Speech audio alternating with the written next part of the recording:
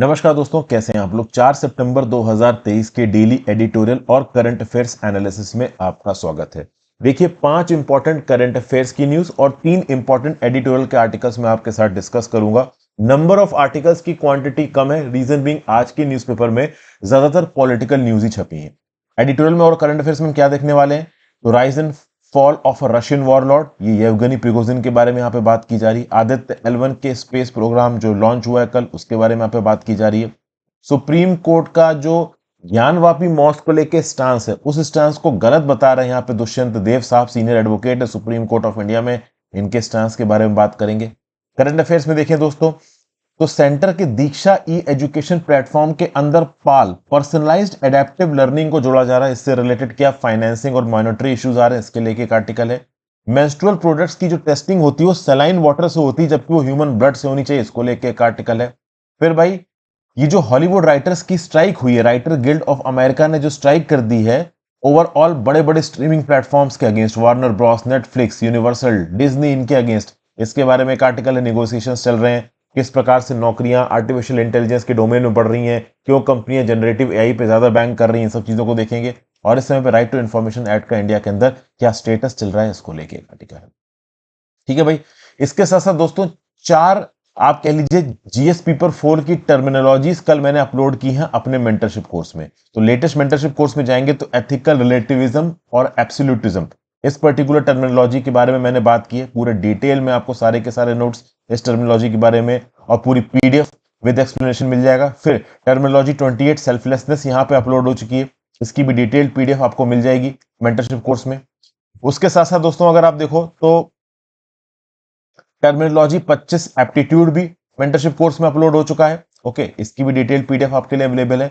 और उसके साथ साथ करेज ऑफ कन्विक्शन, ये टर्मिनोलॉजी भी ऑलरेडी अपलोडेड है। तो बेसिकली कल के डेट में courage of conviction terminology, aptitude terminology, उसके साथ साथ एथिकल रिलेटिविज्म और एब्सोल्यूटिज्म, ये सारी टर्मिनोलॉजीज यहाँ पे अपडेट हुई। एक टर्मिनोलॉजी की पीडीएफ यहाँ पे अपलोड नहीं हो रही, आप देख लीजिएगा बाद में। उसके साथ साथ एक और टॉपिक जो करंट अफेयर से कल अपलोड हुआ है वो है अपॉइंटमेंट ऑफ इलेक्शन कमिश्नर्स। और भी जो वीडियोस हैं वो लगातार अंडर मेकिंग है, रिकॉर्ड हो रही है और धीरे धीरे करके वो अपलोड हो रही है चैनल पे। तो आप चाहो दोस्तों तो इस पर्टिकुलर मेंटरशिप कोर्स को ऑप्ट कर सकते हो। इस मेंटरशिप कोर्स को काफी मेहनत से आपके लिए बनाया गया, आप देख सकते हैं ऑलरेडी हंड्रेड्स ऑफ वीडियोस यहाँ पे अपलोड हो चुकी हैं, पीडीएफ हंड्रेड्स ऑफ यहाँ पे अपलोड हो चुके हैं। तो you can opt for this course. Long term में कोर्स आपके लिए अवेलेबल है और इस समय पे इंस्टॉलमेंट ऑप्शन भी अवेलेबल है, आप चाहें तो ऑप्ट कर सकते हैं। लेक्चर की पीडीएफ को टेलीग्राम ग्रुप से डाउनलोड कर लीजिए। मेरा लेक्चर अगर आप यूट्यूब पे देख रहे हो तो डिस्क्रिप्शन बॉक्स में टेलीग्राम का लिंक दिया हुआ है। साथ साथ मेरी वेबसाइट www.harshidvedi.com से या फिर हर्षित द्विवेदी एजुकेशन जो कि एंड्रॉइड और iOS दोनों पे अवेलेबल है, वहां से भी आप इस पर्टिकुलर पीडीएफ को डाउनलोड कर सकते हो। तो बिना टाइम वेस्ट किए आगे चलते हैं एडिटोरियल में। पहला article, the rise and fall of a Russian warlord. तो जून 24 को इस साल जो येवगनी प्रिगोजिन थे, लीडर रशियन प्राइवेट मिलिट्री के, ये अपने ट्रूप्स के साथ मॉस्को के 200 किलोमीटर दूर तक पहुंच गए थे। बहुत बड़ी म्यूटनी यहां पे हो गई थी और उस म्यूटनी को पूरी वर्ल्ड मीडिया ने कवर किया था। ओके, अब सबसे बड़ा चैलेंज था, अभी मॉडर्न टाइम्स में व्लादिमीर पुतिन के रिजाइम को इससे बड़ा चैलेंज देखने को नहीं मिला है। व्लादिमीर पुतिन 1999 से पावर में आए हैं, बहुत सारे चैलेंजेस व्लादिमीर पुतिन के अगेंस्ट आए हैं, पर इतना बड़ा कम ही आया है। इस पर्टिकुलर म्यूटनी का खत्म उस दिन हुई जिस दिन बेलारूशियन प्रेसिडेंट अलेक्जेंडर लुकाशेंको ने इंटरवीन किया। के बाद येवगेनी प्रिगोजिन अपने वैगनर ग्रुप के बाकी कमांडर सब कुछ समय के लिए बेलारूस में चले गए थे। हालांकि रिलेटिवली ये रशिया के अंदर विद ईज मूव कर रहे थे, क्योंकि रशिया के अंदर भी येवगेनी प्रिगोजिन की एक बहुत बड़ी फैन फॉलोइंग है। अब इस पर्टिकुलर म्यूटनी के 2 महीने बाद ये कंफर्म किया जा चुका है रशियन ऑफिशियल्स के द्वारा कि येवगेनी प्रिगोजिन की एक प्लेन क्रैश में यहां पे मृत्यु हो चुकी है। और उसके साथ साथ कुछ और टॉप ऑफिशियल्स वैगनर के, जिसमें दिमित्री उत्किन जो कि को फाउंडर थे वैगनर ग्रुप के, और एक फॉर्मर मिलिट्री इंटेलिजेंस ऑफिसर्स जो कि वैगनर ऑपरेशंस के हेड थे, इनकी भी मौत हो चुकी है। वेलेरी चेकलोव जो सिक्योरिटी चीफ थे येवगेनी प्रिगोजिन की, इसकी भी यहाँ पे मौत हो चुकी है। तो बेसिकली यहाँ पे स्पेकुलेशन है कि कैसे मरे येवगेनी प्रिगोजिन। अब जब इन्होंने म्यूटनी की थी उसी समय बहुत सारे लोग बोलने लगे थे कि अब कुछ महीनों बाद या साल बाद न्यूज आएगी कि हाँ भाई येवगेनी प्रिगोजिन कहीं से गिर गए या उनका प्लेन क्रैश हो गया और उनकी मृत्यु हो गई। बेसिकली येवगेनी प्रिगोजिन की बात करो दोस्तों, रशिया के अंदर काफी फेमस थे, बैटल फ्रंट पे जाके ये लड़ते थे और ओवरऑल रशियन सोल्जर्स वगैरह के साथ फोटो खिंचाते थे, अपने आप को मुसीबत में डाल के ओवरऑल ये लीड करते थे अपने ग्रुप को, और इनकी इन्हीं लीडरशिप के चलते रशिया के अंदर इनकी फैन फॉलोइंग थी। अब कुछ लोग यहाँ पे रशियन लीडर येवगेनी प्रिगोजिन की मौत से खुश हैं और कुछ लोग यहाँ पे गुस्सा हैं। बट इससे एक चीज तो क्लियर हो जाती है कि व्लादिमीर पुतिन की जो इमेज है वो और स्ट्रांग हुई है रशिया के अंदर। और ये भी बोला गया है कि भैया प्रिगोजिन के एग्जाम्पल से कि अगर कोई व्लादिमीर पुतिन से पंगा करेगा तो व्लादिमीर पुतिन आज भी बहुत डेट में स्ट्रांग है। ऑलरेडी व्लादिमीर पुतिन ने म्यूटनी के बाद येवगेनी प्रिगोजिन को ट्रेटर बोला था, गद्दार बोला था।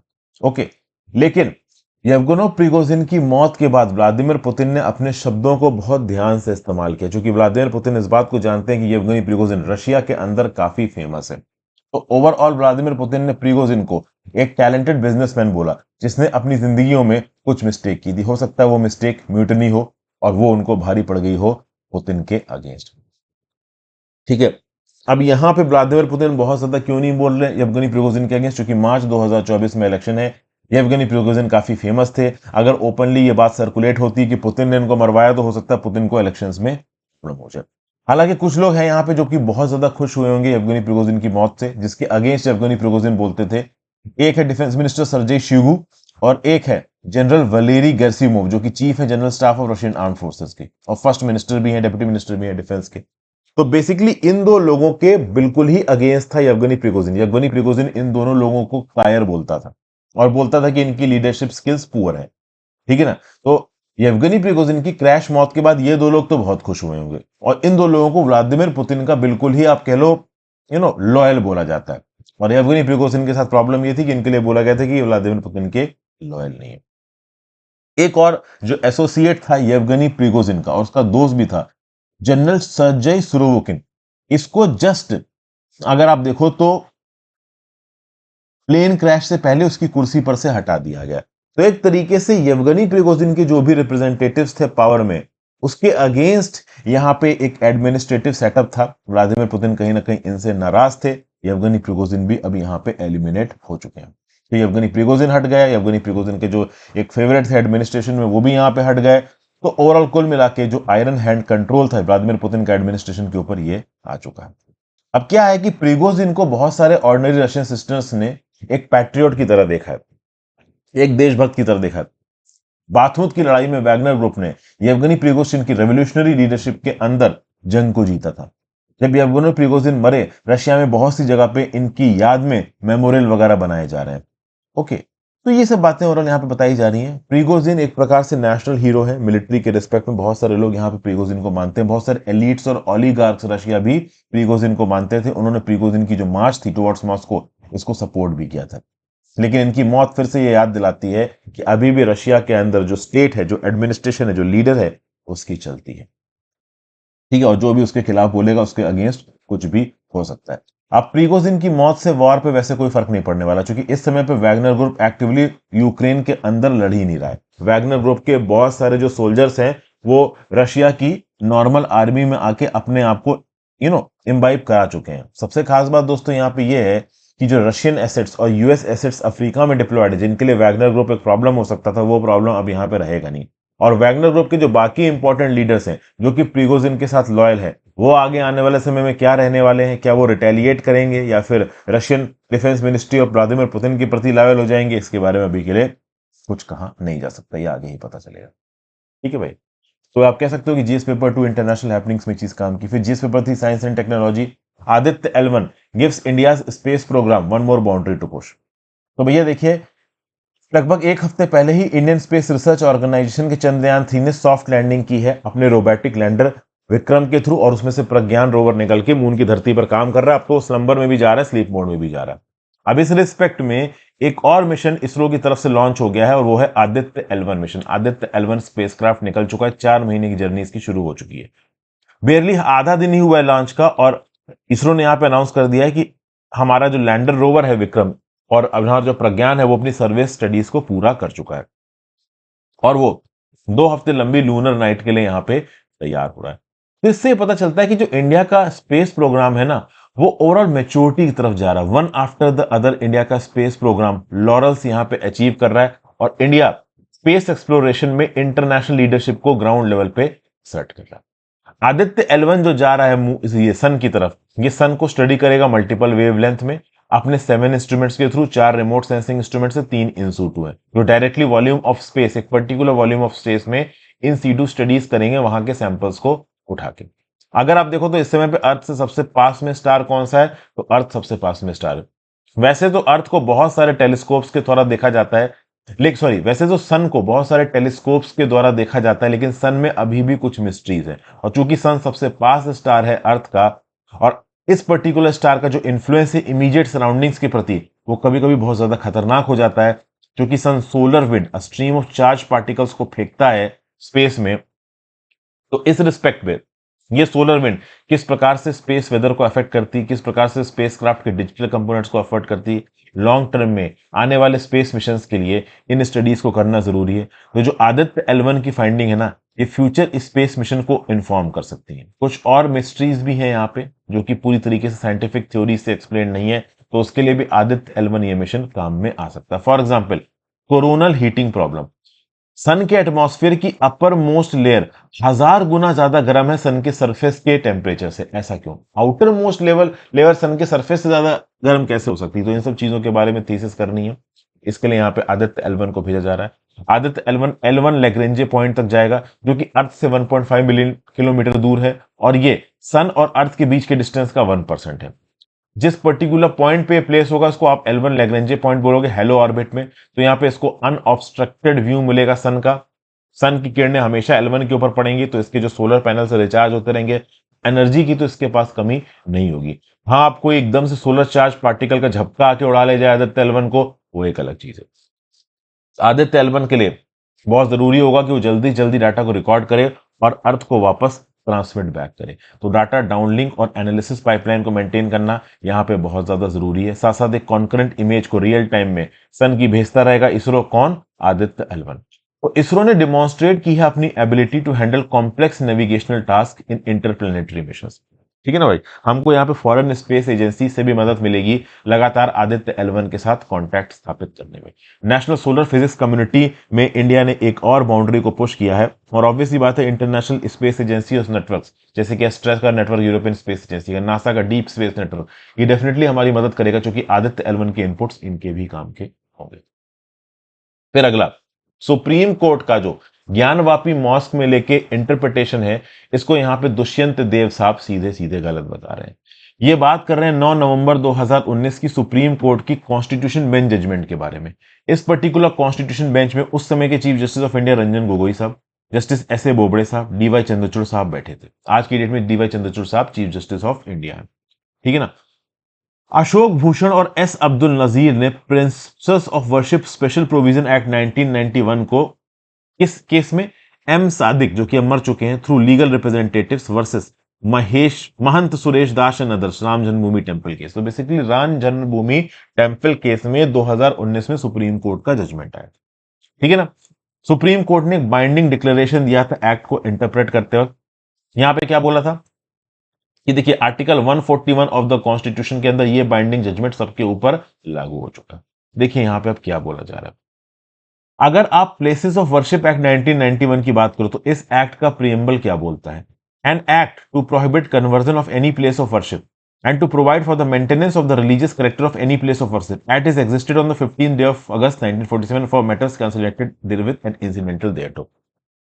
मतलब भाई 15 अगस्त 1947 का जिस पर्टिकुलर रिलीजियस प्लेस का जो भी कैरेक्टर होगा वो वही बना रहेगा, उसको आप बदलोगे नहीं। इसी प्लेसेस ऑफ वर्शिप एक्ट 1991 का जो सेक्शन 3 है वो क्या बोलता है? ये बोलता है it enacts a bar on the conversion of a place of worship of any religious domination or a section into a place of worship of a different religious domination of a different segment of the same religious domination. तो basically section 3 of places of worship act 1991 ये बोल रहा है कि भाई basically अगर आप देखो तो किसी एक पर्टिकुलर प्लेस ऑफ वर्शिप है, उसका जो भी रिलीजियस डोमिनेशन को बिलोंग करता है, अगर वो किसी दूसरे रिलीजियस डोमिनेशन में अपना वो कन्वर्ट करता है, वो नहीं कर सकता सेक्शन 3 के हिसाब से, क्योंकि उसका वही नेचर रहेगा जो कि 15 अगस्त 1947 को थे। उसी प्रकार से प्लेसेस ऑफ वर्शिप एक्ट 1991 के सेक्शन 4 में क्या लिखा है? It preserves the religious character of the place of worship as it existed on 15 August 1947। तो क्या क्लियर चीज हो गई यहाँ पे ये क्लियर चीज हो गई सेक्शन 3 और सेक्शन 4 के हिसाब से प्लेसेस ऑफ वर्शिप एक्ट 1991 के अंदर भाई 15 अगस्त 1947 को जिस पर्टिकुलर प्लेस ऑफ वर्शिप का जो भी रिलीजियस आइडेंटिटी है वही रहने वाली है, वो बाद में नहीं बदलेगी। लेकिन ये जो राम जन्मभूमि और बाबरी मस्जिद वाला जो केस हुआ, इसमें सुप्रीम कोर्ट ने एक एक्सेप्शन प्रोवाइड किया। सुप्रीम कोर्ट ने बाकी सारे प्लेसेस ऑफ रिलीजियस वर्शिप के लिए प्लेसेस ऑफ वर्शिप एक्ट 1991 की परिभाषा को असर्टेड रखा सेक्शन 3 और 4, लेकिन राम जन्मभूमि विवाद के लिए बोल दिया कि ये एग्जेम्प्टेड है प्लेसेस ऑफ वर्शिप एक्ट 1991 के अंतर्गत।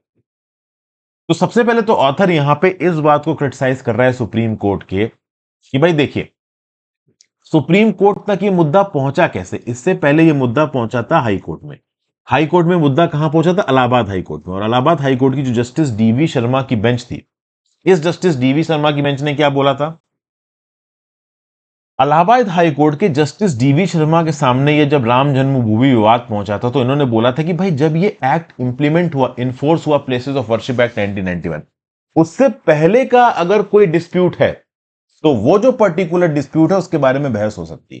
तो इलाहाबाद हाई कोर्ट के डीवी शर्मा जज ने यही बोला था कि प्लेसेस ऑफ वर्शिप एक्ट 1991 जब इन्फोर्स हुआ, इसके इन्फोर्स होने से पहले से ही अगर कोई डिस्प्यूट, कोई विवाद चल रहा है, उस विवाद के ऊपर लीगल प्रोसीडिंग्स हो रही है, उस विवाद को बंद नहीं किया जाएगा। अब ओवरऑल इलाहाबाद हाई कोर्ट के इस पर्टिकुलर व्यू पॉइंट के अगेंस्ट ही सुप्रीम कोर्ट के पास मैटर पहुंचा था। और सुप्रीम कोर्ट ने यहां पे कोट किया section 4 clause 2 of the places of worship act 1991। अब section 4 clause 2 of the places of worship act 1991 में क्या लिखा है? It specifically contemplates all suits, appeals and legal proceedings existing on the day of commencement of the places of worship act with respect to the conversion of the religious character of a place of worship existing on 15 August 1947 pending before any court, tribunal or authority shall abate, and no suit, appeal or proceeding with respect to such matter shall lie after the commencement of the act। क्या बोला जा रहा है?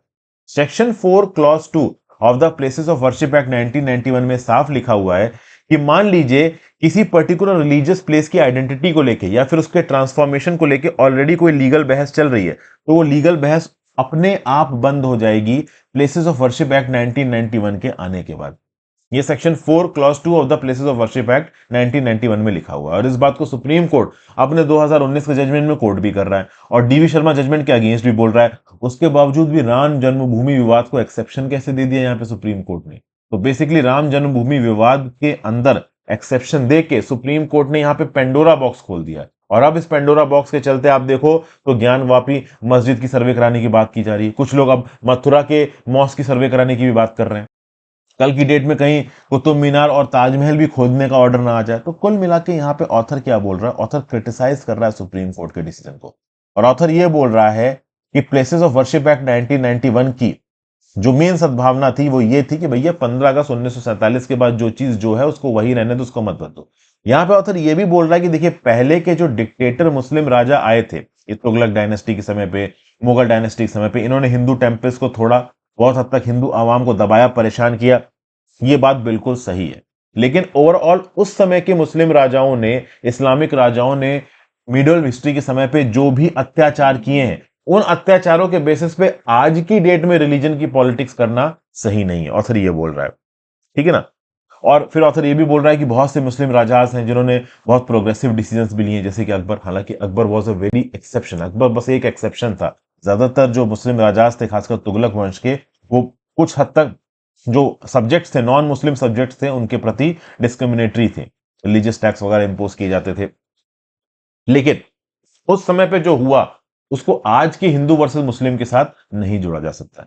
इसलिए overall places of worship act 1991 के अंदर ये exception देखिए कि राम जन्मभूमि विवाद उसमें नहीं आता है। और अब ज्ञानवापी मॉस्क की सर्वे को अलाउ करके सुप्रीम कोर्ट एक गलत प्रेसिडेंट सेट कर रहा है। ये गलत प्रेसिडेंट सही नहीं है। इसके बेसिस से तो आगे आने वाले हर रिलीजियस प्लेस के रिलीजियस कैरेक्टर के ऊपर सवाल उठ सकता है, ठीक है ना भाई। और ये बात तो देखो सबको पता है कि भाई मुस्लिम राजाओं के समय पे, इस्लामिक शासन के समय पे इंडिया के अंदर टेंपल तोड़े गए और इन टेंपलों की बजाय मॉस्क बनाए गए। तो अब इस हिसाब से अब आप मॉस्क हटा के टेंपल बनाने की डिमांड करोगे तो फिर वो सोसाइटी को डिस्टेबलाइज करने वाली बात हो जाएगी, जो कि एक सही ट्रेंड नहीं है।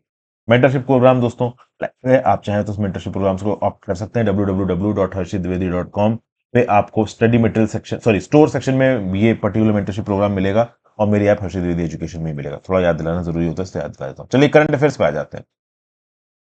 भाई सेंटर का दीक्षा ई एजुकेशन प्लेटफॉर्म आर्टिफिशियल इंटेलिजेंस से रिलेटेड हेल्प प्रोवाइड करेगा। ये क्या चीज है? देखिए, जो नेशनल ई गवर्नेंस डिवीजन है ministry of electronics and information technology का, ये पर्सनलाइज्ड एडेप्टिव लर्निंग को इंटीग्रेट करेगा हमारे दीक्षा प्लेटफॉर्म में। दीक्षा प्लेटफॉर्म मतलब digital infrastructure for knowledge sharing platform. ये जो पीएएल का सॉफ्टवेयर बेस्ड अप्रोच है, ये अलाउ करेगा हर स्टूडेंट को एक इंडिविजुअलाइज्ड लर्निंग एक्सपीरियंस के लिए। ये individualised learning experience over the course of curriculum में दिया जाएगा। दीक्षा देखिए एजुकेशन मिनिस्ट्री के अंदर आता है, और ये जो दीक्षा पोर्टल है ना, ये ई कंटेंट प्रोवाइड करता है एक ऑनलाइन पोर्टल के थ्रू, मोबाइल एजुकेशन के थ्रू। यहाँ पे असिस्टिव टेक्नोलॉजीज को एम्बेड किया गया है।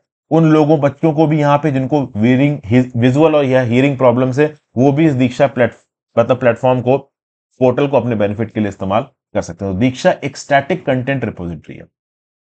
दीक्षा फीचर करती है digitise national council for education research and training की टेक्स्ट बुक्स को, जिनको रीजनल और स्टेट बोर्ड्स के द्वारा भी इस्तेमाल किया जाता है।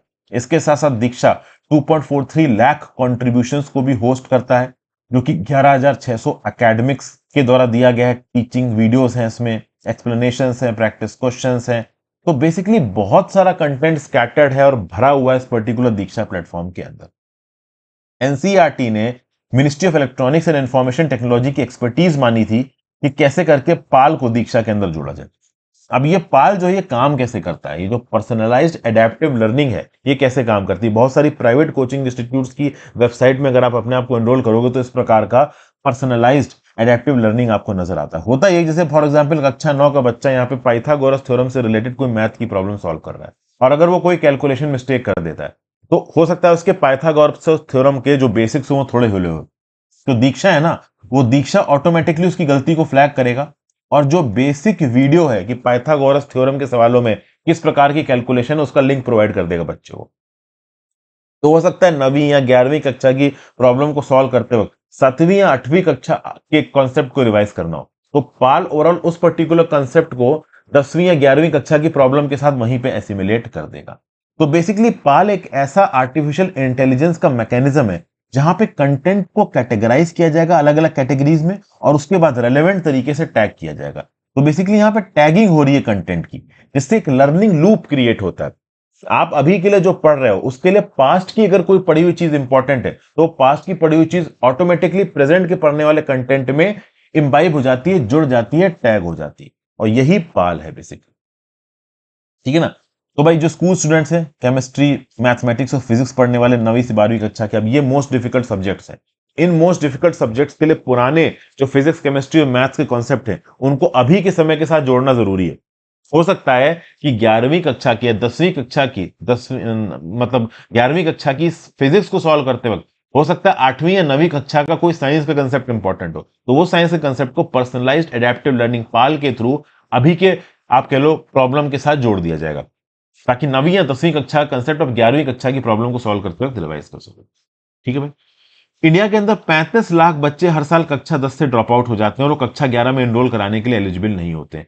इस प्रकार की digital learning, personalised adaptive learning को अगर दीक्षा प्लेटफॉर्म्स के साथ जोड़ा जाएगा, तो वो हमारी पढ़ाई के लेवल को, हमारी पढ़ाई के ओवरऑल आप कह लो एफिशिएंसी को, अगर आप देखो तो आंध्र प्रदेश स्टेट ने already 3 privately owned edtech companies के साथ एक एग्रीमेंट साइन किया, रिलायंस जियो प्लेटफॉर्म के स्टार्टअप इम्बाइब के साथ, कॉन्वे जीनियस के साथ और माइंड स्पार्क के साथ। तो यहां पे बेसिकली टीचर्स कैसे आईटी एप्लीकेशंस को क्लासरूम में इस्तेमाल करें, कैसे एनालिटिक्स प्रोवाइड करें रेमेडियल लर्निंग के लिए, कैसे स्टूडेंट्स की कंसेप्चुअल अंडरस्टैंडिंग को इंप्रूव करें, इसके लिए यहां पे टीचर्स की मदद की जा रही है, और उसके अंदर पाल एक इंपॉर्टेंट रोल प्ले कर सकते हैं। पाल को 20 स्कूल्स ऑफ प्रकाशम डिस्ट्रिक्ट्स में लेके आया गया क्लास 6 से 9 के लिए आंध्र प्रदेश के अंदर। तो ये सब चीजें ओवरऑल हो रही हैं अलग अलग राज्यों के द्वारा, लेकिन दोस्तों यहां पे अब ओवरऑल पैसों की एक प्रॉब्लम है। कोर एजुकेशनल टेक्नोलॉजीज को पढ़ाई के साथ एसिमिलेट करने के लिए पैसा लगता है। कोर टेक प्लेटफॉर्म को बनाने के लिए 2 से 3 करोड़ रुपए लग सकता है, और यहां पे टैगिंग वाले फीचर को लाने के लिए 20 करोड़ रुपए और एक्स्ट्रा खर्च हो सकता है। और मान लीजिए दोस्तों, अगर 40 करोड़ स्कूल गोइंग बच्चे इन पर्टिकुलर सर्विसेज को इस्तेमाल करते हैं, तो 2 से 3 गुना आप कह लो, मान लो ये 40 करोड़ बच्चे एक हफ्ते में प्रतिदिन 2 घंटे के लिए भी वीडियोस देखते हैं ऑनलाइन स्ट्रीमिंग, तो इनका जो कॉस्ट होगा ना वीडियोस को मेंटेन करने का, क्लाउड सर्वर्स को मेंटेन करने का, वो सेवरल 100 करोड़ रुपीस में चला जाएगा। आसाम के अंदर ये जो पाल है ना, इसको 200 स्कूल्स में अडॉप्ट किया गया कक्षा 6 से लेकर कक्षा 10 में। हर स्कूल में लगभग 200 बच्चे हैं और उनके पास 10 एम्बाइब डिवाइसेस हैं। तो अब ऑब्वियस सी बात है, आप private startups imbibe, Conway genius और माइंड स्पार्क जैसों को यहाँ पे जोड़ रहे हो। अब प्राइवेट एंटरप्राइजेस पैसों के एंगल पे काम करते हैं, नहीं तो ये एंटरप्राइज, ये स्टार्टअप ठप हो जाएगा, पैसे नहीं होंगे तो ये काम करेगा नहीं। पैसे या तो राज्य की सरकार की तरफ से आएंगे या केंद्र की सरकार की तरफ से आएंगे। हरियाणा के अंदर टेंडर फ्लोट किया गया था, एम्बाइब ने कोटेशन दिए, कोटेशन बहुत हाई थे, तो हरियाणा की राज्य की सरकार ने पाल का कोटेशन लिया ही नहीं, क्योंकि उनको लग रहा था कि पैसा बहुत ज्यादा यहां पे खत्म हो रहा है। तो नो डाउट दोस्तों, दीक्षा जैसे प्लेटफॉर्म में, पाल जैसे प्लेटफॉर्म को जब आप एम्बाइब कराओगे तो खर्चा तो होगा, पैसा तो होगा, ठीक है ना।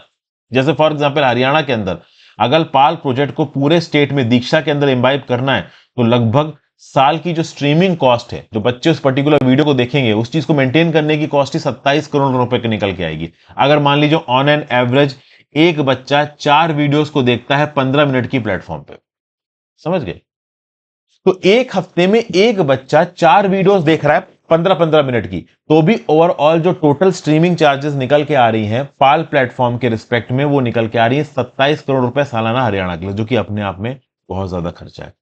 अलग अलग राज्यों में दोस्तों इस प्रकार के खर्चे के बेसिस पे जो इम्बाइबिंग है इस पर्टिकुलर टेक्नोलॉजी की, वो कहीं ना कहीं कॉम्प्रोमाइज होती नजर आ रही है। ठीक है भाई, तो ये सब बातें यहाँ पे ओरल बताई जाएंगी। तो पाल के इंप्लीमेंटेशन में इन दीक्षा नेटवर्क क्या परेशानी है, ये हमने यहाँ पे देखा। फिर importance of testing menstrual products with human but, देखिए साइंस एंड टेक का एक आर्टिकल है, साइंस एंड टेक के इस प्रकार के आर्टिकल्स बहुत ज्यादा उतने इंपॉर्टेंट नहीं है। यहाँ पे मैं बस आपको एक सार बता दे रहा हूं कि आर्टिकल कहने की क्या कोशिश कर रहा है। देखिए जो ब्लड होता है वो ज्यादा गाढ़ा होता है पानी से, और मेंस्ट्रुअल प्रोडक्ट्स के मार्कर की तरह इस्तेमाल करना है कि कौन सा मेंस्ट्रुअल प्रोडक्ट कितना ज्यादा इफेक्टिव है, तो वो किससे पता चलेगा, अगर आप ब्लड से टेस्टिंग करो तो ज्यादा पता चलेगा। अब देखिए क्या है मेंस्ट्रुएटिंग इंडिविजुअल्स, मेंस्ट्रुएटिंग मतलब यहां पे लेडीज की बात हो रही है। आपको पता है कि पीरियड्स आते हैं लेडीज को, ब्लड लॉस होता है, जो लेडीज की रिप्रोडक्टिव साइकिल होती है उसके साथ ये पीरियड्स जुड़े हुए हैं। एक मतलब एजुकेटेड इंडिविजुअल को यह बात पता होगी। अब मेंस्ट्रुअल इंडिविजुअल्स की जो नंबर है वो अलग अलग दुनिया में अलग अलग, जैसे 18.2% इंडिविजुअल्स चाइना में मेंस्ट्रुएटिंग है, टर्की में यही नंबर 37.9% है। अब एक पर्टिकुलर इंडिविजुअल के अंदर कितना मेंस्ट्रुएशन हो रहा है वो ओवरऑल उस पर्टिकुलर इंडिविजुअल की हेल्थ के बारे में आइडिया देता है, ठीक है ना भाई। और इस मेंस्ट्रुएशन के समय पे कुछ आप कह लो प्रोडक्ट्स इस्तेमाल किए जाते हैं, जैसे सैनिटरी पैड्स के बारे में आपने सुना होगा दोस्तों। तो सैनिटरी पैड्स को इस्तेमाल किया जाता है वुमेन के द्वारा, बहुत सारी वुमेन के द्वारा कुछ नॉन ट्रेडिशनल प्रोडक्ट्स भी इस्तेमाल किए जाते हैं, जैसे डिस्क इस्तेमाल किए जाते हैं, कप्स इस्तेमाल किए जाते हैं।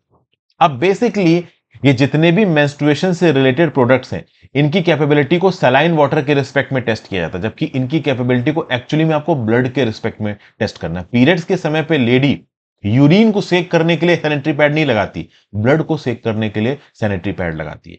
तो बेसिकली ब्लड एब्जॉर्प्शन की कैपेसिटी कितनी होनी चाहिए इन मेंस्ट्रुएटिंग प्रोडक्ट की, हमें एक्चुअली में इसे चेक करना है, बट कैपेसिटी चेक की जाती है सलाइन वाटर के रिस्पेक्ट में, जो कि गलत है।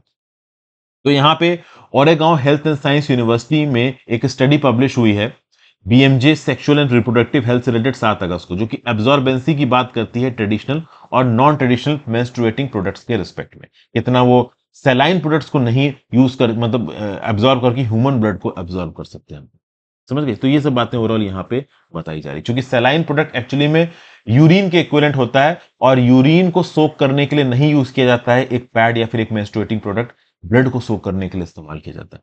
और ओवरऑल एक प्रोडक्ट कितना ज्यादा ब्लड एब्जॉर्ब कर रहा है, अगर इसके क्वांटम को एक इंडिविजुअल चेक कर सके, क्वांटिफाई कर सके अपने मेंस्ट्रुअल प्रोडक्ट के थ्रू, तो वो अपने अंदर होने वाली पोटेंशियल डिजीजेस के बारे में भी एक आइडिया लगा सकता है, और समय पे एक इंपॉर्टेंट मेडिकल इंटरवेंशन भी यहां पे ले सकता है। तो अब यहां पे ओवरऑल बहुत सारी थीसिस कराई गई। तो टेम्पून की कैपेसिटी को चेक करने के लिए टेम्पून को कप में रखा गया, जिसमें 50 ml आरबीसीसी 30 मिनट के लिए, तो ब्लड कब विक पे पहुंचा। फिर अगर आप देखो तो जो अंडरवियर है वो केवल 2 ml on an average blood ही सोक कर पा रही है। तो बेसिकली टेम्पून, सैनिटरी पैड्स और मेंस्ट्रुअल कैप्स ये 20 से 50 ml ब्लड सोक कर सकती हैं। और जो मेंस्ट्रुअल डिस्क होती हैं वो on an average 61 ml blood soak कर सकती हैं। कुछ डिस्क अच्छी ब्रांड की 80 ml ब्लड सोक कर सकती हैं। तो ये सब बातें ओवरऑल यहाँ पे बताई जा रही। तो अलग अलग मेंस्ट्रुअल प्रोडक्ट्स कितना ब्लड सोक कर सकते हैं, इसके बारे में यहाँ पे एक थीसिस हुई है। और ओवरऑल किसी भी मेंस्ट्रुअल प्रोडक्ट्स की जो कैपेबिलिटी है वो कितना ब्लड सोक कर रही है, इसके रिस्पेक्ट में उसकी एफिशिएंसी को असेस करना चाहिए, ना कि ये कि कितना सलाइन वाटर वो सोक कर ले रही है। फिर भाई देखिए यहाँ पे मेंस्ट्रुअल कप्स और डिस्क ज्यादा अमाउंट ऑफ ब्लड सोक कर सकते हैं। अगर ओवरऑल एक पर्टिकुलर मेंस्ट्रुएटिंग इंडिविजुअल्स को हर साइकिल में मल्टीपल टाइम्स ब्लीडिंग होती है और ओवरऑल अमाउंट जो ब्लड सोक किया जा रहा है उसके मेंस्ट्रुअल प्रोडक्ट में वो बहुत ज्यादा है, तो उसके बेसिस पे उस पर्टिकुलर इंडिविजुअल को यह पता चल जाना चाहिए कि हो सकता है कोई इंटरनल मेडिकल प्रॉब्लम हो और उसको प्रॉपर मेडिकल अटेंशन लेना चाहिए।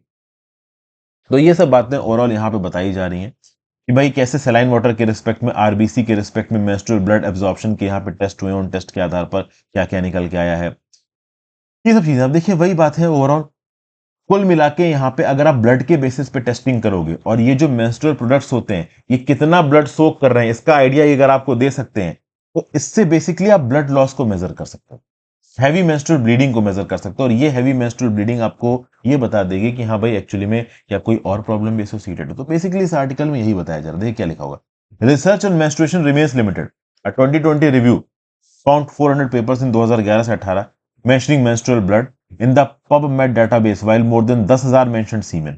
I think in general need to feel more comfortable discussing periods, said Dr. Bano. She expressed delight at the attention her recent study has received in pushing a discussion around menstruation to the forefront. तो basically ये जो study है इसके respect में हमने discussion किया है। वैसे बहुत कुछ ज्यादा खास यहाँ पे है नहीं, बट ठीक है, साइंस एंड टेक का आर्टिकल है, आप बोलते हो सर इंक्लूड कर लो तो मैं इंक्लूड कर लेता हूँ। फिर भाई यूएस के अंदर 100 डेज हो चुके हैं, writer guild of America strike पे बैठा हुआ है, हॉलीवुड राइटर्स स्ट्राइक पे बैठे हुए हैं और वो निगोशिएट कर रहे हैं डिज्नी, वार्नर ब्रॉस, नेटफ्लिक्स और यूनिवर्सल जैसी कंपनीज से। अब इन कंपनीज ने इन राइटर, देखिए इन राइटर्स के इशू क्या है, इस पर्टिकुलर टॉपिक के बारे में मैं पहले भी एडिटोरियल में डिस्कस कर चुका हूं। इन राइटर्स एसोसिएशन का ये बोलना है कि आज की डेट में ये जो बड़ी बड़ी स्ट्रीमिंग मीडिया कंपनीज है, नेटफ्लिक्स जैसी, ये जनरेटिव एआई को इस्तेमाल करके अपने कंटेंट को लिखवाती हैं और राइटर्स को इग्नोर करती है। इनफैक्ट राइटर्स के लिखे हुए कंटेंट में एआई का एप्लीकेशन करके उस कंटेंट को एनरिच कर लेते हैं और उसका ठीक ठाक पैसा भी इन राइटर्स को देते नहीं है। तो अब ये एक तरफ कंपनियां बैठी हैं, एक तरफ राइटर्स बैठे हैं, दोनों आपस में मांडवली कर रहे हैं कौन सही कौन गलत है। अब एक प्रपोजल यहां पे रखा गया है alliance of the motion picture and television producers के द्वारा कि किस प्रकार से आर्टिफिशियल इंटेलिजेंस को इस पर्टिकुलर राइटर्स के एसोसिएशन की डिमांड के साथ मैच किया जाए। देखिए एक बात तो बिल्कुल सही है, ये जो कंपनियां हैं वो 13% इंक्रीज करने को तैयार है राइटर्स की वेजेस में। उसके साथ साथ ओवरऑल जो भी राइटर कुछ भी लिख रहा है उसके साथ अगर आर्टिफिशियल इंटेलिजेंस की मदद भी ली जा रही तो राइटर को उसका कंपनसेशन दिया जाएगा, ठीक ना। लिटरेरी मटेरियल नहीं माना जाएगा एआई जनरेटेड कंटेंट को। लेकिन इस बात को लेके कंपनियां क्लियर नहीं है कि अगर मान लीजिए कोई राइटर, मान लीजिए मैं एक राइटर हूं यूएस के अंदर और मैंने अपना कोई स्क्रिप्ट लिख के दी, अब उस स्क्रिप्ट के ऊपर जनरेटिव एआई का इस्तेमाल करके उस स्क्रिप्ट को ओवरऑल और इवॉल्व करके पिक्चरों में इस्तेमाल किया जाए, उस चीज का कितना कंपनसेशन और कितना रिकॉग्निशन उस पर्टिकुलर राइटर को लिखा जाएगा, दिया जाएगा जिसने शुरुआत में मैनुअल स्क्रिप्ट लिखी है, ये अपने आप में एक बहुत बड़ा सवाल यहां पे हो जाता है। और इस बात को लेके कंपनियां क्लियर नहीं है, इससे उनके ट्रू इंटेंशन पता चलते हैं। देखिए यहां पे दोनों व्यू पॉइंट्स दिए हुए हैं, एक तो राइटर्स एसोसिएशन के भी व्यू पॉइंट दिए हुए हैं, दूसरे कंपनियों के भी व्यू पॉइंट दिए हुए हैं। Disney, Netflix, Sony, NBC, Universal, ये अपने आप में बड़ी कंपनीज हैं। इन्होंने रिसेंटली आर्टिफिशियल इंटेलिजेंस के जो डोमेन में कुछ नौकरियों को लिस्ट किया है, ठीक है ना, और उन नौकरियों की सैलरी बड़ी तगड़ी है। फॉर एग्जाम्पल अगर आप बात करो नेटफ्लिक्स की, तो नेटफ्लिक्स सीनियर सॉफ्टवेयर इंजीनियर की नौकरी निकाल रहा है, उसके लिए पैसा कितना दे रहा है, $1 लाख से $7 लाख प्रति एनम, ये काफी अच्छी सैलरी है। उसके बाद एक मशीन लर्निंग साइंटिस्ट अगर हायर किया जाता है एल्गोरिदम को डेवलप करने के लिए, तो उसको सैलरी ऑफर की जा रही है $1.5 लाख से $7.5 लाख पर ईयर। $1 ₹80 कन्वर्जन के हिसाब से 80 लाख रुपए होता है। तो 80 लाख रुपए से लेके 5 करोड़ 7 लाख रुपए तक, $1 लाख से $7 लाख, ये बहुत ज्यादा पैकेज हो गया इवन बाय अमेरिकन स्टैंडर्ड्स। फिर अगर प्रोडक्ट मैनेजर हो आप नेटफ्लिक्स के मशीन लर्निंग प्लेटफॉर्म में, तो आपकी सैलरी $3 लाख से $9 लाख के बीच में हो सकती है। तब जब इतनी ज्यादा सैलरीज लिस्ट की गई नेटफ्लिक्स वगैरह के द्वारा और बाकी वॉल्ट डिज्नी इन सब के द्वारा, सोनी के द्वारा, तब भैया राइटर गिल्ड वाले तो हिल गए। वो बोले क्या मजाक चल रहा है, अरे भाई गिल्ड के राइटर को तो आप ऑन एन एवरेज $26,000 ही देते हो साल को, और यहां पे आप आर्टिफिशियल इंटेलिजेंस में काम करने वाले बंदे को इतने लाखों डॉलर दे रहे हो। तो एक कंपनी किस बेसिस पे इन चीजों को आइडेंटिफाई कर रही है। कंपनी का बोलना है कि ये जो पर्टिकुलर आर्टिफिशियल इंटेलिजेंस और मशीन लर्निंग से रिलेटेड एक्सपर्ट्स हैं, ये ओवरऑल मदद करेंगे इस कंपनी को ग्राउंड लेवल पे टिके रहने में। कंपनी का फ्यूचर बहुत इमेंस होता है और इसके लिए जो स्किल्स रिक्वायर्ड है वो बहुत ज्यादा होते हैं। ये जो पर्टिकुलर लोग यहाँ पे हायर किए जाएंगे इतनी सैलरी पे, ये लगातार टेक्निकल टीम के टच में रहेंगे, मार्केटिंग टीम के टच में रहेंगे, सेल्स टीम के टच में रहेंगे, इंजीनियरिंग और आर्किटेक्चर पार्ट को ध्यान से देखेंगे और ओवरऑल लगातार मार्केट को एनालाइज करते रहेंगे। कोई भी इस प्रकार की स्ट्रीमिंग कंपनी अगर छोटी सी भी गलती करती है, रॉन्ग डायरेक्शन में जाती है, तो अगले कुछ सालों में वो मार्केट से बाहर निकल जाएगी, उसका बिजनेस ठप हो जाएगा। ये बिजनेस बहुत ज्यादा कॉम्पिटिटिव है। एनुअल रिकरिंग रेवेन्यू को मेंटेन करना इन पर्टिकुलर कंपनीज के लिए बहुत ज्यादा इंपॉर्टेंट है। इसलिए रियल टाइम में बहुत स्किल्ड डिसीजंस इनको लेने पड़ते हैं, और ये स्किल्ड डिसीजन आर्टिफिशियल इंटेलिजेंस के डोमेन मैनेजर ही ले पाएंगे। इन कंपनीज का बोलना है कि भाई राइटर्स को क्या है, राइटर तो बस स्क्रिप्ट लिख के दे देते हैं, उसके बाद उस स्क्रिप्ट की बेसिस पे शो बनाना, उसकी मार्केटिंग करना, इन सब चीजों में तो पैसे लगते हैं। उस शो को बनाने में एक्टर का खर्चा और वीडियोग्राफी वगैरह का खर्चा, लोकेशन पे ले जाके शूटिंग कराने का खर्चा, ये सब ये पर्टिकुलर स्ट्रीमिंग प्लेटफॉर्म ही बियर करते हैं। गिल्ड वाला राइटर तो बस चीजें लिख के दे देता है, और ये आर्टिफिशियल इंटेलिजेंस के मैनेजर एक्चुअली में इस बात को इंश्योर करेंगे कि लॉन्ग टर्म में कंपनी सर्वाइव कर भी पाएगी कि नहीं कर पाएगी। तो एनुअल रिकरिंग रेवेन्यू को मेंटेन करने के लिए इतने बड़े स्केल पे हम सैलरी दे रहे हैं। अब ये गिल्ड एसोसिएशन वाले क्या बोल रहे हैं कि अरे यार आर्टिफिशियल इंटेलिजेंस वाला क्या कर रहा है, हमारे लिखे हुए मटेरियल को और इवॉल्व करके एक बेहतरीन स्क्रिप्ट बना रहा है, वो भी आर्टिफिशियल इंटेलिजेंस से बना रहा है, तो उसके लिए तुम हमें पैसा देने के बजाय लाखों डॉलर में इन आर्टिफिशियल इंटेलिजेंस की नौकरी वालों को दे रहे हो, तो ऐसे कैसे काम चलेगा। लेकिन देखिए आगे आने वाले समय में पर इंप्लॉय जो रेवेन्यू एक पर्टिकुलर कंपनी का बढ़ेगा ना, आर्टिफिशियल इंटेलिजेंस के डोमेन में काम करने वाली जो कंपनी है ना, उनका ज्यादा बढ़ेगा। अगर आप देखो तो दुनिया में वो कंपनी जो कि पर पर्टिकुलर एम्प्लॉय ज्यादा रेवेन्यू क्रिएट करती है, जैसे कि नेटफ्लिक्स में पर एम्प्लॉय $2.6 मिलियन का रेवेन्यू है, एप्पल में पर एम्प्लॉय $2.4 मिलियन का रेवेन्यू, अल्फाबेट में पर एम्प्लॉय $1.6 मिलियन का रेवेन्यू है। अब इस पर्टिकुलर पर एम्प्लॉय रेवेन्यू वाली चीजों को आर्टिफिशियल इंटेलिजेंस की कंपनीज पीछे छोड़ रही है। For example open I, chat GPT maker, यहां पे पर एम्प्लॉय ज्यादा रेवेन्यू निकल के आता है।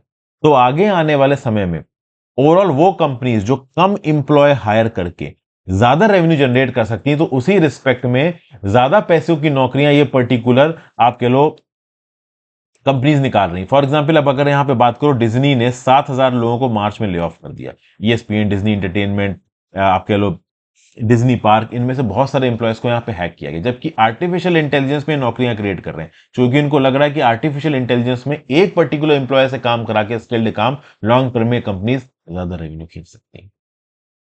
तो ये सब बात है, लेकिन ये बात ऑब्वियस सी बात है एडिटर गिल्ड्स और बाकी राइटर्स को पसंद नहीं आएंगी, इसलिए वो धरना प्रदर्शन करते हुए नजर आ रहे। देखिए राइटर गिल्ड्स की यहाँ पे एक स्ट्राइक होती नजर आ रही है। आगे चलते हैं, status of the right to information act. इसमें देखिए ज्यादा कुछ है नहीं, यहाँ पे क्या बताया जा रहा है, यहाँ पे वही सारी बातें बताई जा रही हैं जो हम पिछले कुछ महीनों से आरटीआई के रिस्पेक्ट में बात कर रहे हैं, डिजिटल डाटा प्रोटेक्शन बिल को लेके। 13 साल हो चुके हैं दोस्तों। राइट टू इन्फॉर्मेशन एक्ट 2005 में सिटीजन को मदद दी है इन्फॉर्मेशन दिलवाने में, फिर चाहे केंद्र की सरकार से इन्फॉर्मेशन लेनी हो, चाहे राज्य की सरकार से इन्फॉर्मेशन लेनी हो। आरटीआई एक्ट सिटीजन की जो रिक्वेस्ट होती है फॉर डाटा डॉक्यूमेंट्स, इसको यहाँ पे प्रोसेस कराता है। अब देखिए बहुत सारी ऐसी इंफॉर्मेशन भी होती है जिसको नेशनल सिक्योरिटी पर्पसेस के लिए सीक्रेट रखना होता है, सोवरेनिटी पर्पसेस के लिए सीक्रेट रखना होता है, लेकिन आरटीआई एक्ट ने overall personal data disclosure allow किया है केवल पब्लिक इंटरेस्ट में।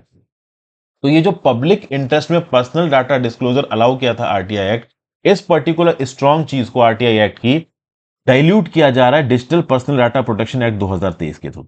ये digital personal data protection act 2023 साफ साफ ये बोल रहा है गवर्नमेंट एम्प्लॉयज को कि भाई पब्लिक इंटरेस्ट में भी पर्सनल डाटा को रिलीज करने की जरूरत नहीं। अब इस पर्टिकुलर चीज के against national campaign for people's right to information क्या बोल रहा है कि इससे जो सोशल ऑडिट्स किए जाते हैं राशन डिस्ट्रीब्यूशन में, ये इंपॉसिबल हो जाएंगे। आरटीआई रिक्वेस्ट के थ्रू कितना राशन कहां पे डिस्ट्रीब्यूट हुआ इसकी लिस्ट ले ली जाती थी, फिर उसके बाद ग्राउंड लेवल पे उस लिस्ट को वेरीफाई किया जाता था। जो गवर्नमेंट एम्प्लॉयज हैं वो कम अकाउंटेबल हो जाएंगे यहाँ पे, क्योंकि अब ओवरऑल राइट टू इन्फॉर्मेशन में ये जो अमेंडमेंट्स आए हैं due to personal data protection bill, इसके चलते वो कोई भी इंफॉर्मेशन जो आप कह लो पर्सनल है उसको देने से मना कर देंगे। तो आरटीआई ने ओवरऑल जो ट्रांसपेरेंसी यहां पे लाने की बात की थी, उस ट्रांसपेरेंसी को कुछ हद तक डाइल्यूट किया गया पर्सनल डाटा प्रोटेक्शन बिल के थ्रू, या फिर डाइल्यूट करने की कोशिश की जा रही है। आरटीआई एक्ट के इंप्लीमेंटेशन को लेके और भी कुछ पॉइंट्स उठ रहे हैं, जैसे आरटीआई एक्ट का इंप्लीमेंटेशन बहुत हद तक राज्य की सरकारों पे भी डिपेंड करता है। अब आरटीआई एक्ट में 10 रुपए की फीस होती है, जितनी फोटो वगैरह कॉपी वगैरह करानी उसकी फीस वगैरह होती है। अब तमिलनाडु की सरकार इंडियन पोस्टल ऑर्डर्स को एक्सेप्ट नहीं करती। इंडियन पोस्टल ऑर्डर से वो चेक्स होते हैं जो कि पोस्ट ऑफिस से खरीदे जा सकते हैं, और उनके बेसिस पे आप फीस भर के आरटीआई फाइल कर सकते हो। तो अब आप पोस्टल ऑर्डर से पैसे नहीं भर सकते हो, ठीक है ना, और अगर आप डिमांड ड्राफ्ट लगाओगे 10 रुपए का, तो उसमें प्रोसेसिंग फीस ही इस पर्टिकुलर 10 रुपए की कई गुना होती है। फिर बहुत सारी जगहों पे central information commissioner, state information commissioner का जो अपॉइंटमेंट हो रहा है वो बहुत डिले हो रहा है। झारखंड का कोई स्टेट इंफॉर्मेशन कमिश्नर है ही नहीं मई 2020 से अब तक अपील्स वगैरह को सुनने के लिए। तो इंडिया के अंदर बहुत जगहों पे केंद्र की सरकार के द्वारा और राज्यों की सरकार के द्वारा जो आरटीआई का इंप्लीमेंटेशन है वो काफी टार्डी हो गया। इनफैक्ट यूनियन गवर्नमेंट का जो आरटीआई पोर्टल 2013 में लॉन्च हुआ था, शुरू में तो उसने बहुत अच्छी तरीके से काम किया, अभी ठीक तरीके से काम नहीं कर रहा है। लॉगिन करने की सुविधा अवेलेबल नहीं है, हर बार आरटीआई की एप्लीकेशन फाइल करने के लिए आपको पूरी इन्फॉर्मेशन शुरू से भरनी होती है। पुरानी आरटीआई इन्फॉर्मेशन का जो डाटाबेस है वो यहाँ पे उड़ चुका है। तो ये सब बातें ओवरऑल यहाँ पे बताई जा रही है। तो आरटीआई एक्ट का इंप्लीमेंटेशन वीक है, ये बहुत लंबे समय से एक्टिविस्ट बोल रहे हैं। अलग अलग राज्य की सरकार के जो ऑपरेटर्स है वो आरटीआई को प्रॉपर तरीके से इंप्लीमेंट करवाने की कोशिश नहीं कर रहे हैं। चाहे केंद्र की सरकार चाहे राज्य की सरकार, इस ट्रेंड को अरेस्ट करने की जरूरत है, रिवर्स करने की जरूरत है। तो thank you for watching friends, आज के एनालिसिस में इतना ही है। आई होप आपको ज्यादा कर चीजें समझ में आ गई और मजा आया। Have a great day friends, goodbye, ध्यान रखिए अपना, पढ़ते लिखते रहिए। मैं और ऐसी इंटरेस्टिंग वीडियोस आपके लिए लेके आता हूं।